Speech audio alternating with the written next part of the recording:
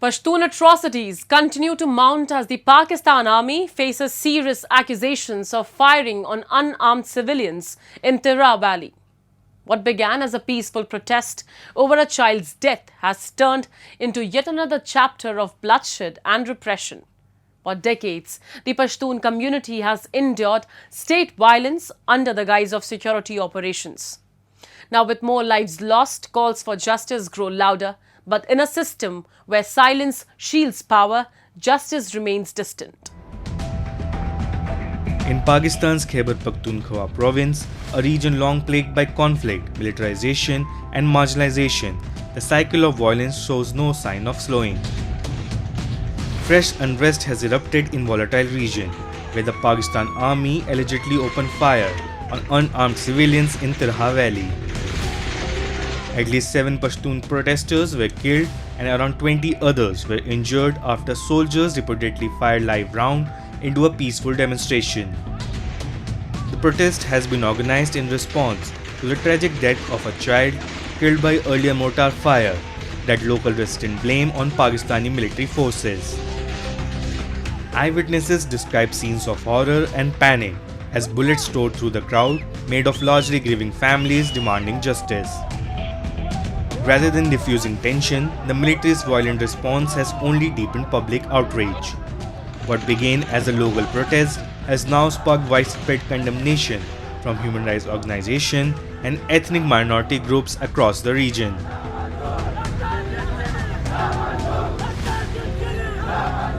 Despite the bloodshed, the Pakistani state has remained largely silent, a familiar pattern in a country where military abuses are rarely acknowledged, let alone investigated.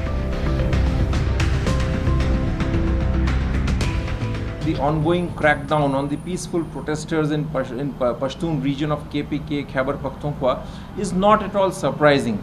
They have been committing these excesses for a long time, and that's what I call the state terrorism.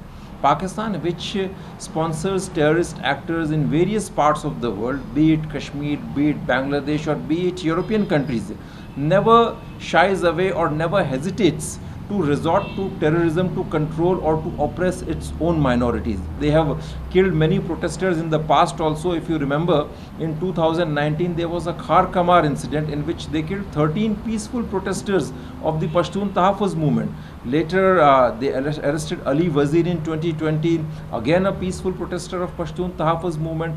Before that they had killed Tahir Dawar. In 2019 Naqibullah Mahsood was killed, after which the protesters demanded action against the Pakistani police officer Rao Anwar, who allegedly killed that Naqibullah Mahsood fellow, but Pakistan army never responded. They have been very high-handed, very ruthless against the Pashtun protesters in this region. The assault in Tirah Valley is not an isolated act of aggression. It is the latest in broader systematic campaign of repression against Pakistan's Pashtun population, the country's second largest ethnic group. For years, the Pashtun community has borne the brunt of Islamabad's so-called counter-terrorism operation, which many believe serve as a cover for ethnic profiling, land seizures, and collective punishment. Civilians in Pashtun majority region face frequent military raids, drone strikes, and displacement, with little to no accountability. Earlier this year, the Pakistani army was accused of launching aerial attacks on civilian homes in tribal districts, killing several women and children. This incident, like so many before them, were met with silence from state institutions and indifference from the political elite.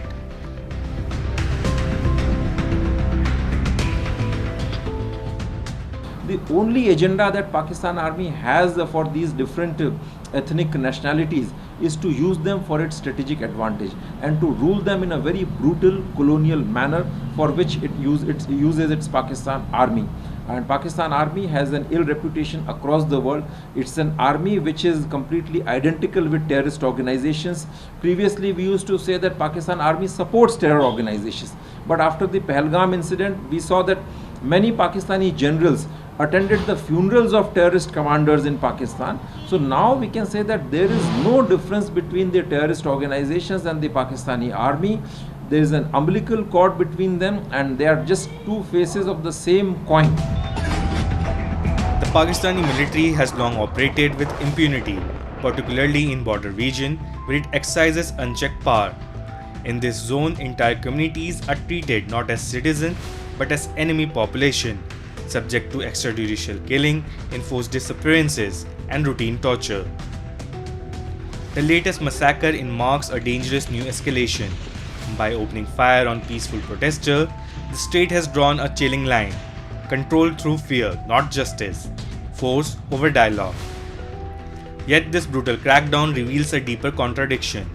Pakistan's own policies are often the root cause of the terrorism it claims to combat. Decades of heavy-handed military operation, forced displacement, and repression have bred resentment and alienation among marginalized groups. Instead of fostering peace, this action fueled radicalization by creating a cycle of trauma and revenge.